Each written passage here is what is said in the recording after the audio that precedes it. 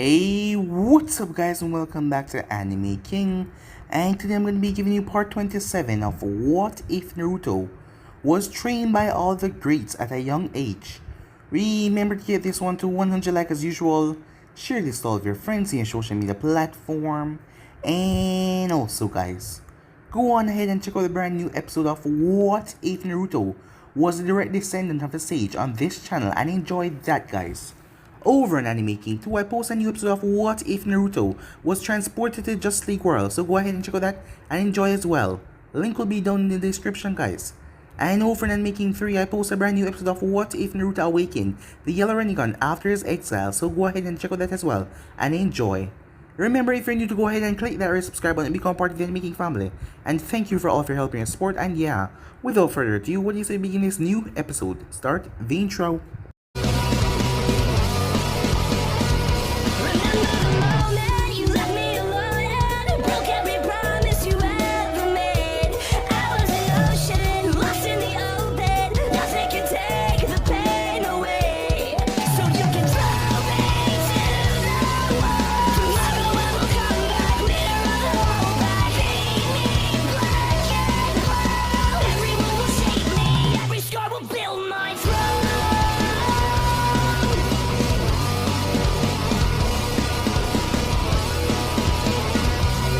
So, the last spot we left off, as the Hokage was currently talking to Konan, as they were making a bet, as she paid the man a large sum of money, as he handed over all rights of Yujito to the Hidden Rain, and they would not be responsible for what happened to her.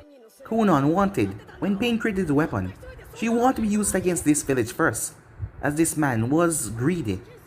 She knew that the Akatsuki goes together till beast, but the off-flipping way he did, it just made her have no sympathy for the man at all, for when the world truly comes to destruction by the hands of Pain. At the village, as Naruto was talking to the Hyugas, seeing that Neji wanted to get married with Tenten, but they didn't want the birdcage seal on their children. So Naruto decided to show them how this can be used against them, as he activated the birdcage seal, as the members there all went up in pain. Hayashi was surprised that he was able to figure it out.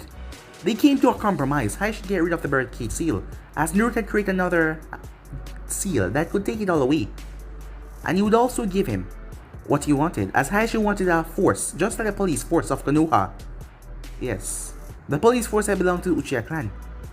So Naruto agreed to that. As some time passed, Ryuki burst into Naruto's office as the man was livid. He was furious. How could he do that? As he saw it as a disrespect towards the Uchihas. But Naruto spoke to him calmly and told him that as long as all of them stay in line, nothing will happen and the Uchihas will still have their power no matter what. But the man still sees it as a disrespect. As Naruto told him, if the Uchihas or anyone betray him or the village, he would destroy them. As the man saw that as an opening threat. He then called Gabriella to his office once he left Naruto's office, as he told her to stop her relationship with Haku immediately, as Haku was nothing but Naruto's servant, and he would always listen to the Hokage, but she would not. So he banished her from the clan. Gabriella was furious as she went to dinner that night, as she made Naruto marry them on the spot. She no longer has anything to do with the Uchiha clan. She was no longer Uchiha. There was a different problem. There was a Hokage who wanted to sever his claim, as he sent an agent to Konoha, as Naruto talked to Hinata about that. Hinata told him something that surprised him. Yujito loved him. Hinata had spoken to her from the way she saw Yujito dancing with Naruto, but Yujito wouldn't admit it or deny it. As Hinata knew that Naruto was eligible to be a part of the Clan Restoration Act, but he told that he would only give her his heart. But for the situation, Hinata would allow it to go through. Naruto was surprised by that, as he never knew that Yujito loved him. He was completely caught off guard. The Hokage sent back the money in full that Naruto paid for Yujito, as he got enough from Konan already for handing over Yujito. The man that came with the note went to talk to Yujito, as he gave her a separate note.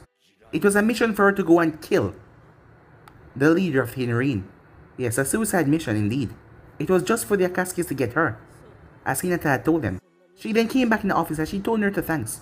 She thanked him for all that he has done for her so far, and tell him to tell everyone else thanks. But she has to go now.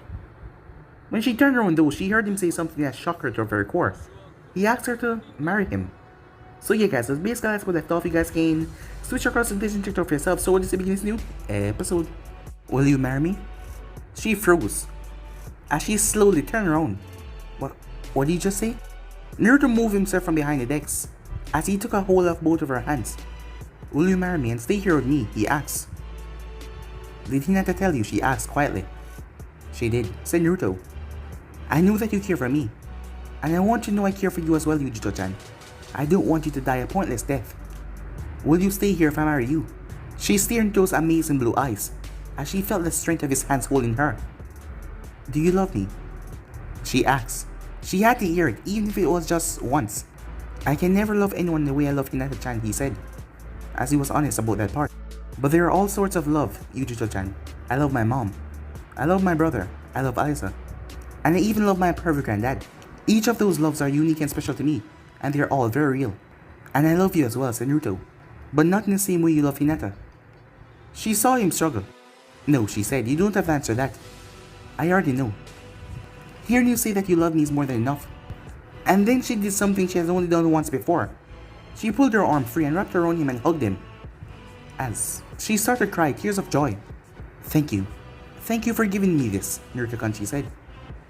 He could feel her shaking against him as he put his own arms around her and tried to comfort her. It will be alright, he said. She looked up at him with her tear-stained face and smiled. I know it will. You have made me so happy, Naruto-kun, she said. I didn't think people like you existed.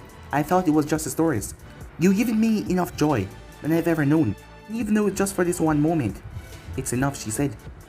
Yujito, I can't marry you, Naruto-kun, she said. I can't stay here. Nothing in this world will make me happier, but if I stay, I will be putting you in danger. We both know that Akatsuki will never stop coming after me. If I remain here, you will be in danger, and everyone close to you as well will always be in danger because of me. And that is something I just can't do. Yujito-chan, I can protect you.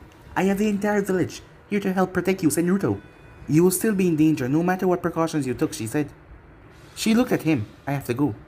But before can I ask you for one thing more, she asked. Could I have a kiss? He nodded. Hinata told him that it was alright, and he could see just how much this meant to her. Of course. His hand gently cradled her face, and he kissed her. She shut her eyes as she let herself melt into that kiss. It was warm and sweet, everything that she ever dreamed it would ever be. It seemed to last forever, but it ended too soon. As she opened her eyes and looked up into his. You're only the second girl I ever kissed, he whispered to her. And you are my one and only, she said. She reached and touched his face. I will never forget you. I love you, she said. Though she regretted a lot, she let go and pulled away. Goodbye, Naruto-kun. She turned and fled the office without turning back. Jiraiya and Hinata watched her go. As Naruto called Jiraiya back in the office, she was crying. Just what do you say to her, said Jiraiya. That's not important. Can you follow her without anyone else or her knowing it? Are you kidding? I am the great Jiraiya that all know. Naruto cut him off. Just tell me, can you follow her without being spotted by anyone or not? Jiraiya saw that Naruto was serious, so he answered him directly. Yes, I can. Alright, in that case, I'm giving you an S-rank mission. Follow Yujito when she's attacked. Contact me so I can bring reinforcements. What happened if she actually make it all the way to the Rain Village? Don't enter yourself. Stop outside and contact me, said Naruto. Then what, said Jiraiya. Then, I'll do anything I have to, even start a war. But I won't let the Akatsuki get her, said Naruto. Time skip. It didn't take very long. Still, inside the Fire Nation border, Yujito came to a sudden halt. Standing in front of her were two people, a man with orange hair, with facial piercing, and a woman with blue hair, with a flower in it. Both of them wore the black cloaks, red clouds. The three stood there. As Yujito sniffed the air, I can smell the others, she called. You might as well have them come out as well. As you wish, the orange hair man said. 5 more ninja, all of them, black cloaks, red clouds, came out surrounding her. She noted all of them had the same strange eyes. Yujito, possessor of the two-tailed demon, the leader said. You are the last one I seek. If you will surrender to me, I promise you'll feel no pain. This can be done the easy or the hard way. Yujito shook her head with a laugh. You don't know anything about me, do you? With me, it's always a hard way. She quickly brought out the red chakra to take on the navy form. Well, she tried to. One of the ninjas, a heavy-set one, drew the red chakra from her. He absorbed it. Another one shot his left arm towards her like a missile. It struck her in the stomach and she was sent flying, gasping for air. Before she could do anything, the others leaped towards her. Meanwhile, Jiraiya had only been a couple minutes away when he felt the battle begin. He had to stay that far away to avoid detection. Realizing something bad was happening, he rushed forward as fast as he could. As he got to the scene to see 5 ninja of the Akatsuki ropes poofed away. One of them was holding a bloody and unconscious Yujito. He noticed the 2 that were still there. They also noticed him. Pain nodded respectfully. It is good to see you again, Jiraiya-sensei. Nagato asked me if I ever saw you again. I must tell you that he loved you. Jiraiya's eyes were wide open. Yaiku? He looked at the woman. Konan. You're alive? Where's Nagato? He said. He's dead, said Pain. Yaiku. You're the leader of the Akatsuki? There's no more Yaiku. There's only Pain. But I am the leader of the Akatsuki. Jiraiya shook his head. There were so many questions. How can you have the Rinnegan? What exactly happened to Nagato? What? Why did you join the Akatsuki? What are you doing with the bijous that you collected? I will tell you this much, Jiraiya-sensei. Yujito is on her way to the Hidden Rain, as am I. In 4 days I will complete the final ritual and bring forth the ultimate weapon, one that no power can stand up to. I intend to create a creature from all the power of the bijous. A creature with infinite power that can carry out my will. With such power at my disposal, all the nations will bend will to me. There will finally be peace, my peace. Jiraiya looked at him with horror, the prophecy. You're going to destroy the world. Yaiku, have you gone mad? Yaiku is no more, only Pain. I don't give a damn what you call yourself. Have you gone insane? Do you think you're a god? However much power you have, you're only mortal. Do you really think the heavens allow you to play God without having you pay the price? What you're attempting to do is far beyond what any mortal should ever dreamed of. If you try and do this, you will not only cause your own death, but the death of everyone. You will destroy the world. At her sensei words, Konan looked a bit nervous as she glanced towards Pain, but she said nothing. Pain looked at his old teacher with disappointment. You don't understand. But how could you? How could an old man that only cares about the flesh understand my dream for bringing everlasting peace? You'll bring peace, alright, but you'll be the peace of the graveyard, Jiraiya said. Pain nodded to Konan as a pair of large wings spread from her back. She grabbed a hold of his shoulder and they flew up in the air. Out of respect, I will not attack you, Jiraiya-sensei, he called out as he left. Tell your Hokage to surrender. The Fire Nation will pay the price. They were flying away quickly and Jiraiya could not catch them. And the ninjas who take Yujito left him no trait to follow. So, it come to this. He whispered sadly. Time skip. Naruto was sitting in his chair. 4 days, huh? That is what he said and I don't think he was lying, Jiraiya said quietly. And Pain really believe he can take 8 immortal creatures and somehow make them into respect. Naruto shivered, the unbelievable arrogance. Naruto, we have to act. If we don't. Naruto cut him off. The world will end, he said. Finish that part of the sentence. I know, but I thought I should take a moment before I plunge my country into war. As he pressed a button on the decks. Yes, Naruto Shizune's voice came.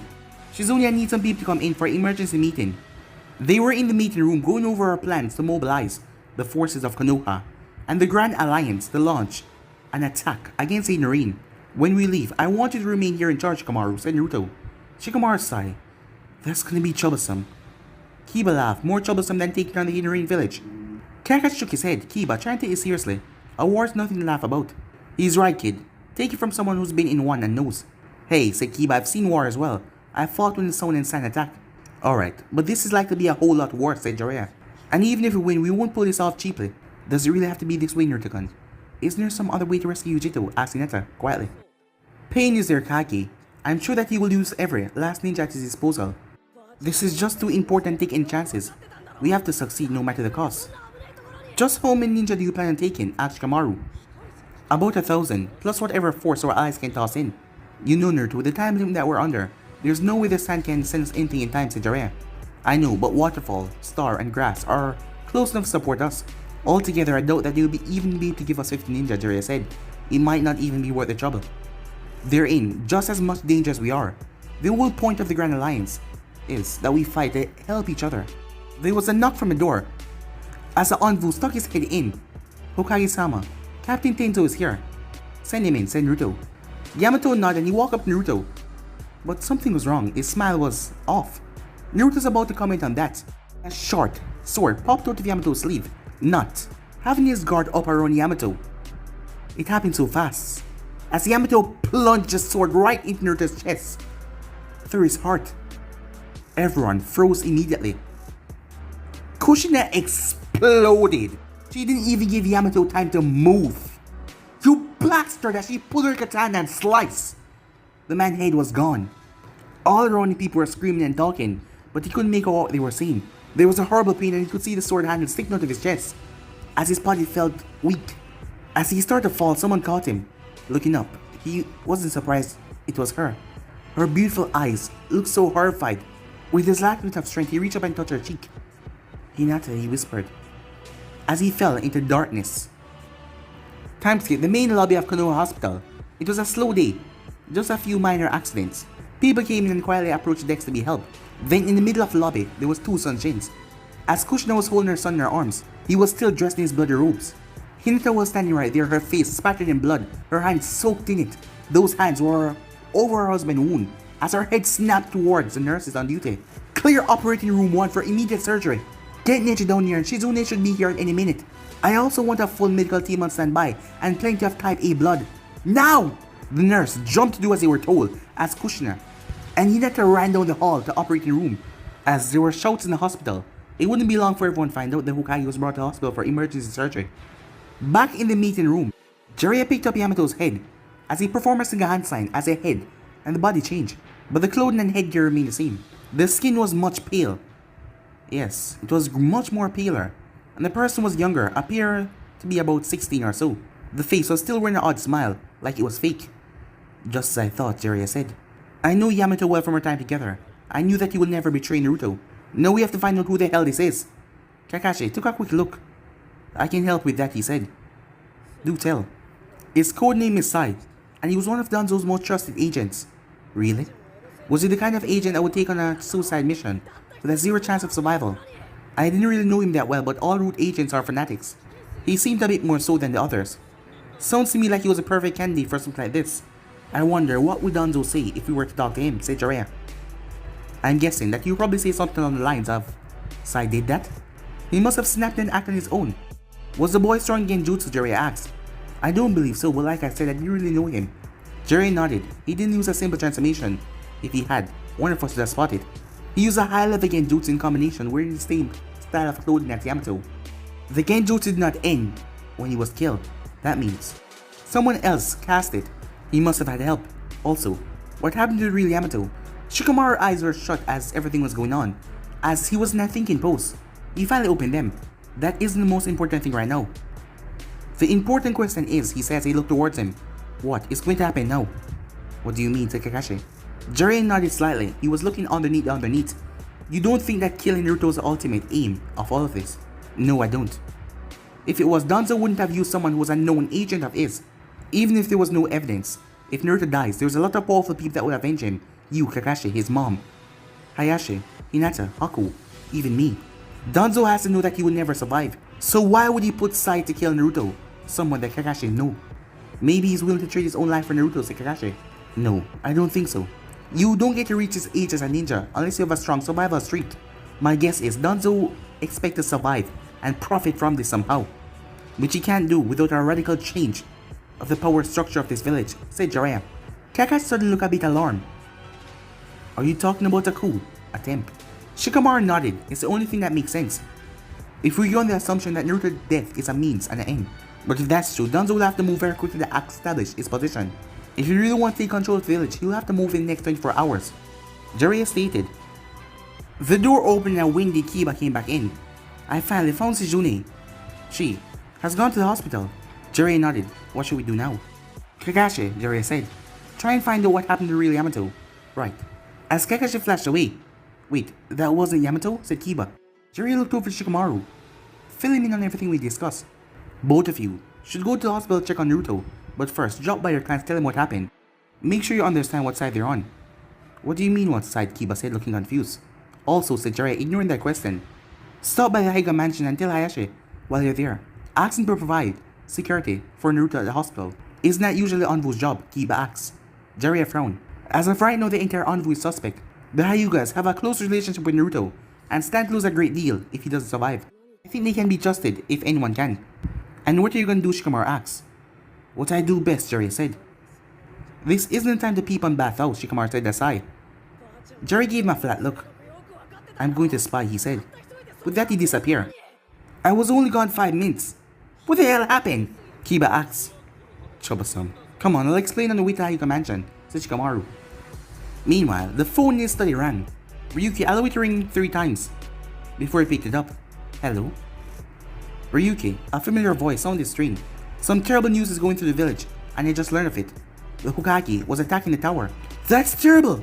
Is the Hokage alright? Ryuki asked, trying to make his voice sound as high-pitched as possible. I've contacted the hospital, but I'm afraid I have no information at the moment. We have to believe this is an attack. As Fort, I'm calling an emergency meeting to my home. Can you come over immediately? Of course. I'll be right there, he says he hung up. A smile came on his face, so everything was going according to plan. Meanwhile, an emergency meeting, said Choji. I'll be there, said Asuma. All of them start to get the call. Your concerns are only logical. I shall be at your home shortly.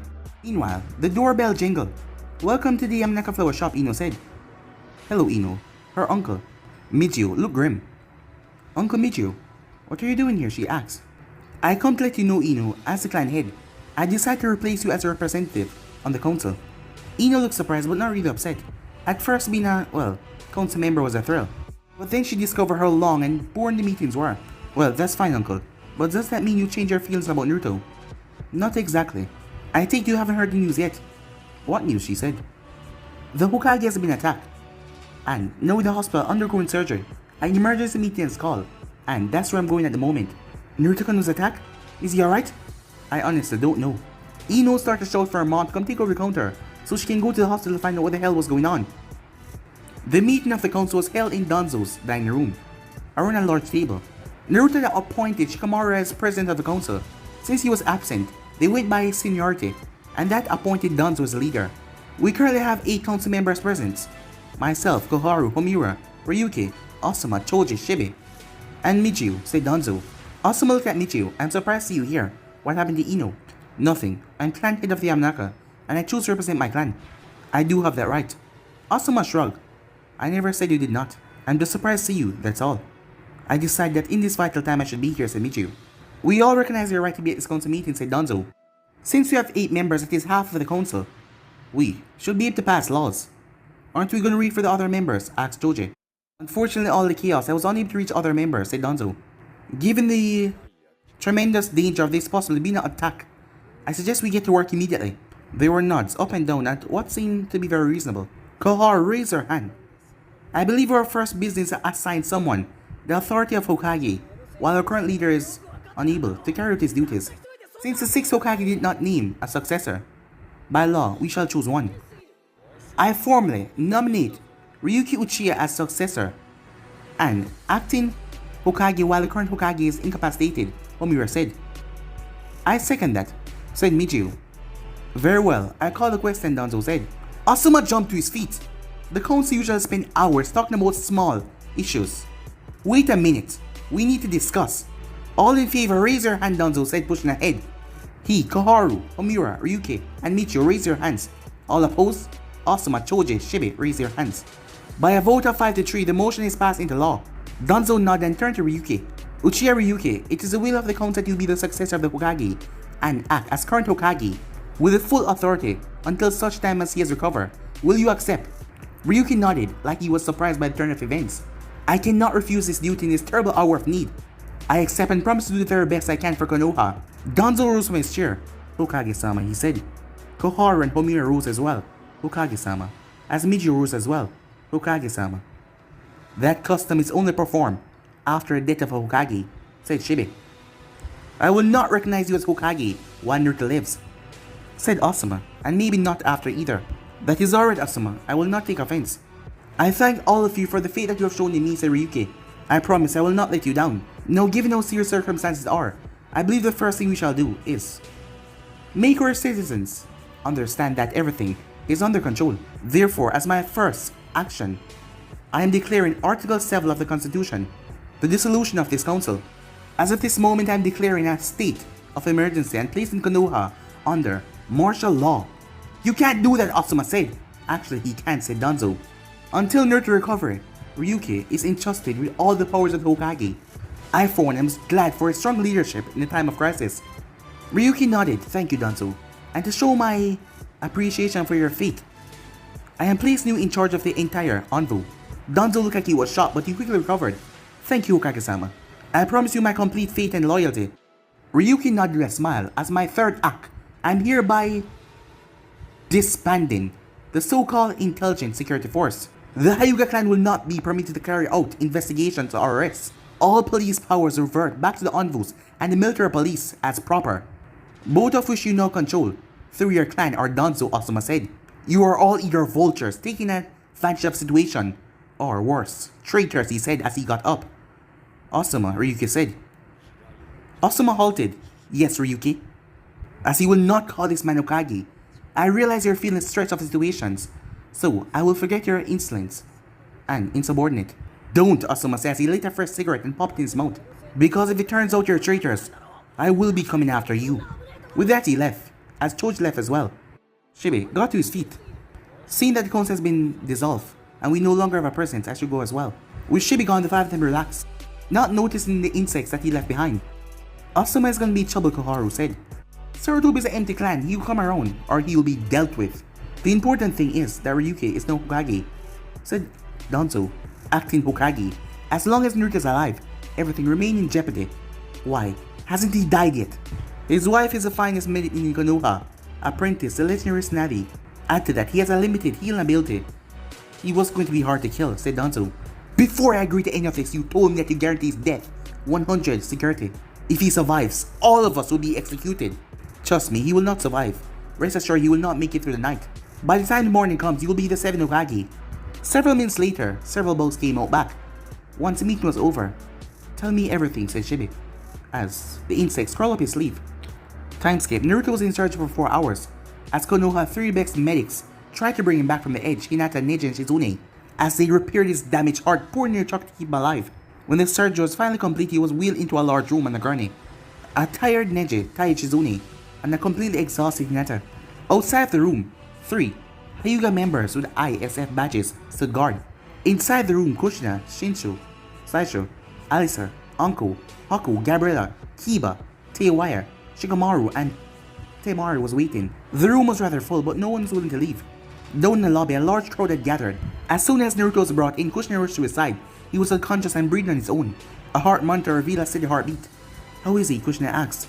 Thanks to Neji and Shizune, we were fully able to repair his heart, while keeping his blood flowing. That's wonderful. But she saw the look on their faces. Wait, isn't it? If the wound were the only issue, Naruto can be in stable condition now. Wait, there was something else? There's a powerful toxin affecting his heart and nervous system. Neji said that look of worry. The blade must have been coated with poison. None of us had ever seen a poison like this one, Shizune said. Nothing we try can neutralize it. Hinata nodded sadly, and is completely resistant in being removed. It has merged with Naruto tissue. There is no way to separate it from its cell structure. Then what can be done? As Neji and Shizune looked at each other. I don't know, Hinata said. As tears start to come to her eyes, we try everything, and nothing is working. And he's getting weaker. Kushina put her arms around her, trying to hold it back as best as possible. It's alright, dear. I know that you will do your best. Timeskip. What are you doing here? Oh, hello, Kakashi-senpai, said Tenzo as he looked from his decks. I've been looking for you for about 5 hours now. Really? Why didn't you just come to my office in the first place? To be honest, it was the last place I thought I'd find you. Kakashi didn't mention the first place he looked was the morgue. Have you actually been doing paperwork this entire time? Tenzo made an unhappy face. I'm afraid so. I take you never got the Hokage message to meet him. Tenzo looked worried. Did I miss something important? Naruto's not mad at me, is he? Kakashi released a long sigh. Come on. I'll explain everything on the way. When Kakashi and Yamato entered the room, they had to hold back Kushina. She nearly killed him, as they had to quickly explain. Not long after, Jiraiya showed up with Shibi beside him. Kushina, Shikamaru, Kakashi, Yamato, we need to talk, said Jiraiya. As he led them onto the hospital roof, where a quiet conversation was held. After I left the tower, I suspected that Danzo would be plotting something with the council somehow. I was able to contact Shibi before they got to him, before he went to the meeting. What meeting, said Kushina. Danzo called an emergency meeting in his home, said Jiraiya. Interesting. How neither Kushina or I was contacted, Shikamaru said dryly. Let me guess, there was only 8 council members there, just enough to meet the proper standards. Shibi nodded. Your guess is accurate. He proceeded to tell them everything, as Jiraiya and Yamato decided to tell what they have learned about their investigations. They mentioned the secret meetings of Ryuki, Danzo, Koharu, and Homura, as they also related the corruption envoy by Danzo faction. As throughout all this, Kushina was getting pissed, worse towards Ryuki, trying to kill her son to become Hokage. He will never achieve that through ability, so he used a poison sword. As she was trembling, it seems like Ryuki and Danzo are trying to pull off a coup without actually causing an uprising. A short time later, Kushina had left. As she gathered her uncle and her brother, she gave them a quick version of what she'd been told on the roof. Bastard, Slicer said furiously, as Shinsu nodded. They're traitors. Through generations of strife and war, the Uzumakis always held firmly to one thing: loyalty. She looked towards her uncle and brother. We three are the last of the Uzumakis that were born in the whirlpool. I taught my son many of our traditions, but not all of them. Thought that he didn't have to get used to the bloody ones. Seems Konoha is not so different after all. Wherever you go in this world, you will always find treachery. Saichu said sadly, as Shinsu looked at his sister carefully. Tell us, what is it that you want, little sister? She took a breath. The Uchihas have been after my son since the day of his birth. He never did a single thing to a Uchiha unless he was fighting for his life, but they came after him without pity. Fukaku, Itachi, Sasuke, and finally Ryuki. Despite all of his pent up rage and all they've done to him, he went out of his way to be fair to them. This is what they reward him with. If Naruto died, I don't want to live. I lost my dearest loved ones once, and I can't bear it a second time. Hinata has Namikaze's name, and the son that she carry will continue it. She is a good, strong girl, and she has her family and her father to help her through it. As she looked towards her kinsman, Ryuki will not profit from this. He will never be Hokage. I'll see him burning in hell first. You want to declare a vendetta? Saichu said. He was not asked a question. As my bloodkin, I asked you to join me, but if you choose not, I will accept that. Saichu nodded without hesitation. I'm an old man. I can think of no better way to end my days than avenging my kinsman. Kushina looked towards her brother. If you don't want to, I understand. You have two newborn sons that doesn't know what it means to be a Uzumaki, and a woman you love very much. If we do this, we'll probably die. Or if we do escape, we'll spend the rest of our life being a missing in. That's true. But Naruto is blood of my blood, and even more than that, he's the one who rescued me from my own hell. I will never live in peace if I let my nephew go unavenged. Are you sure? Kushina asks. I have to, but I am the boy Uncle Kushina, and I know what it means to be a Uzumaki.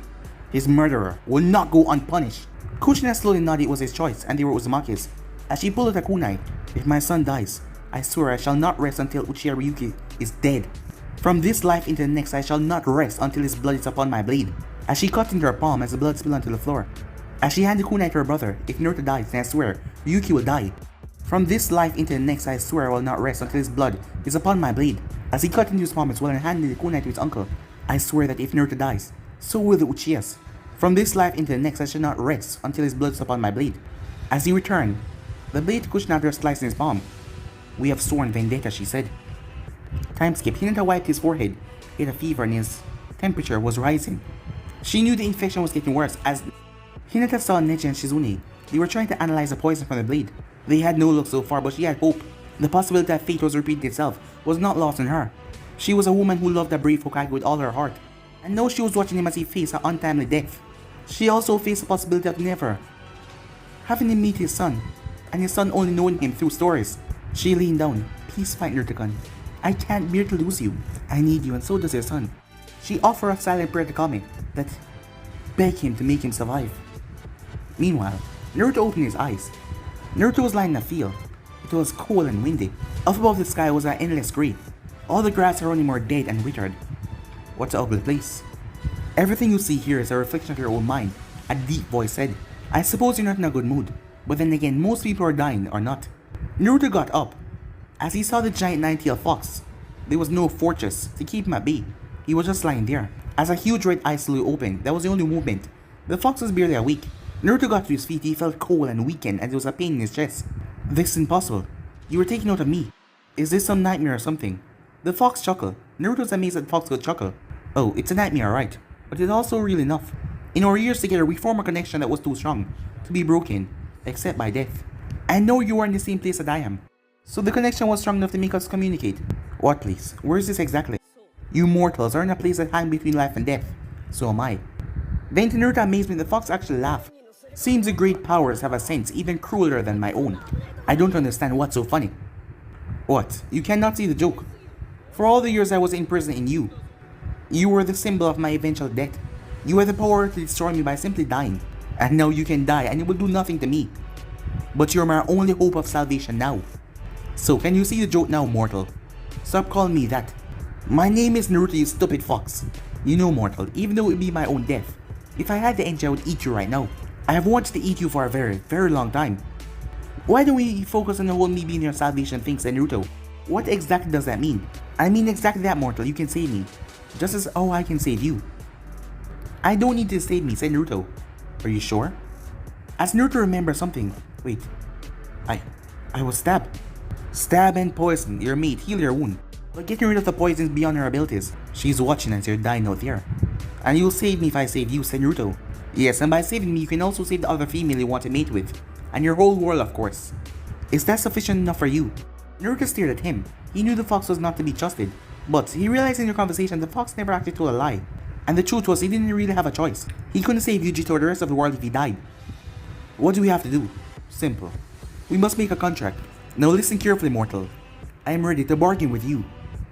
Time skip. No one was willing to say it, but they were slowly losing him as Kushina looked at her son. As she saw the ragged way he was breathing.